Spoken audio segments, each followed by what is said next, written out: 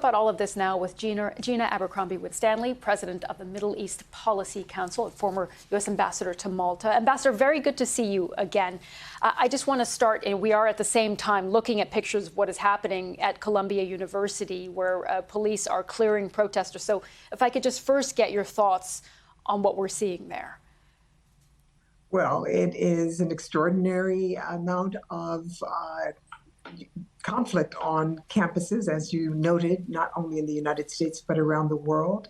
I hope they understand that it may be a bit of a distraction from what's happening in the region itself, but it is clearly an additional pressure on President Biden that this is an issue that is grasping the attention of young Americans, many from the Democratic Party, but not solely Democrats by any means.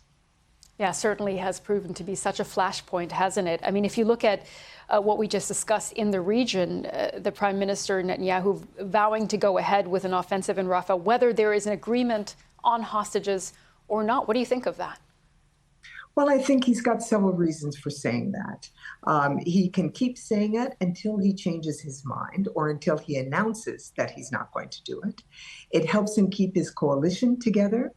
It keeps pressure on Hamas, and this is important as the negotiations go on and both sides are jockeying for a position not only to get what they want out of the negotiations for the Israelis and the United States. Certainly the hostages are primary concern.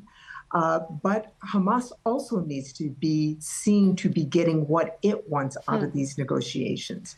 The release of an extraordinary number of prisoners, the return of Gazans to their homes in the northern part, and not leaving an occupation, a visible one, worse than what was in place October 7th behind. So they are both jockeying for position. What about the White House's role in all of this? You know, we spoke to Representative Jim Himes a few weeks ago, and he said that Prime Minister Netanyahu is embarrassing the White House by not heeding these calls to stop any thoughts of an offensive in Rafah. Do you agree with that?